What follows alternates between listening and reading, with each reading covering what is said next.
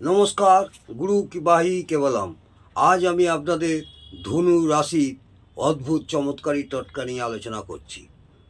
ধনু রাশির জাতক জাতিকারা সারা জীবনের জন্য এই পালনটি করবেন।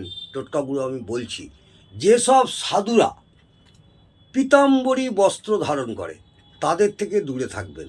পীতাম্বরী বস্ত্র ধারণ করে তাদের থেকে অবশ্যই দূরে থাকবেন। ধর্মস্থানে ঘি, দই, আলু এবং কর্পূর দান করুন। কোনো ধর্মস্থানে অথবা কোনো মন্দিরে ঘি দেবেন, দই দেবেন, আলু দেবেন এবং কর্পূর দান করবেন। ভিখারিদের মনে কোনো সময় দুঃখ দেবেন না। না বাবা পয়সা নেই, এখন মাফ করো, এ নয়। যতটা সম্ভব হয় আপনি দান করবেন।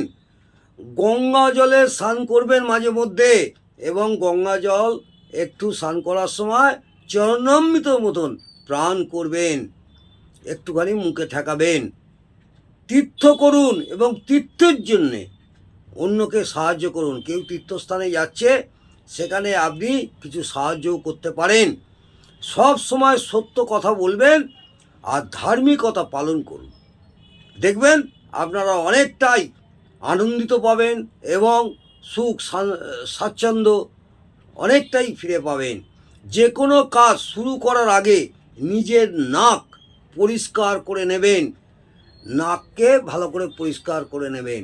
43 দিন স্রোতের জলে অর্থাৎ জোয়ারের জলে তামার টুকরো বা তামার পয়সা দান করবেন। 43 দিন। হলুদ রুমাল সব সময় ব্যবহার করার চেষ্টা করুন। মিথ্যে সাক্ষী দেবেন না, কাউকে ঠকাবেন না। বটগাছ ও অশ্বত্থ গাছে সেবা করুন। পারলে বটগাছ এবং অশ্বত্থ গাছে আপনি জল দিন। জল দিয়ে ধূপ বাতি জ্বালিয়ে আপনি প্রার্থনা করুন এবং আপনার মনোবাসনা যা আছে সেইটা আপনি বটবৃক্ষ বা অশ্বত্থ বৃক্ষকে জানান। তাতে আপনারা অনেকটা সুফল পাবেন। গুরুজন, সাধু এবং অশ্বত্থ গাছের পূজা করে যাবেন বরাবর। মাঝে মধ্যে যখন সম্ভব হবে গুরুজন, সাধু এবং অশ্বত্থ গাছের পূজা করে যাবেন। পূজা মানেই এই নয় আপনাকে ফল ফলাদি জাঁকজম্য করতে হবে। মন ভরে আপনাদের মনোবাসনা জানাবেন এবং বটগাছ, অশ্বত্থ গাছে সেবা করতে বললাম, সেইভাবে আপনি আপনার ক্ষমতা অনুযায়ী বাতি, ধূপ এবং আপনি তেল বা ঘিয়ের প্রদীপও জ্বালাতে পারেন। বৃহস্পতিবারে উপবাস আহার করুন। রূপোর একটি ছোট্ট বাসন কিনবেন বা রূপো যে কোনো বাসনেতে হলুদ লাগিয়ে রাখুন। একটুখানি হলুদ লাগিয়ে রাখবেন। গরুর পুরাণে, যদি গরুর পুরাণ থাকে বাড়িতে বা যদি না থাকে, তাহলে একটা গরুর পুরাণ কিনবেন, সেই পুরাণ পাঠ করুন। দেখবেন আপনাদের সারা জীবন সুখ, শান্তি, সমৃদ্ধি অনেকটাই বজায় থাকবে।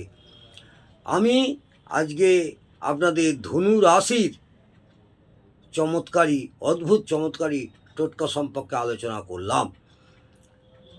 এরপরে আগামী দিনে মকর রাশি সম্পর্কে বলবো।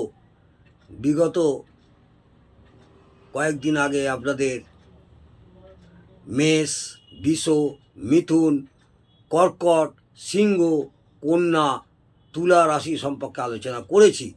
যদি আমার এই ভিডিওটি আপনাদের ভালো লাগে তাহলে অবশ্যই লাইক করবেন।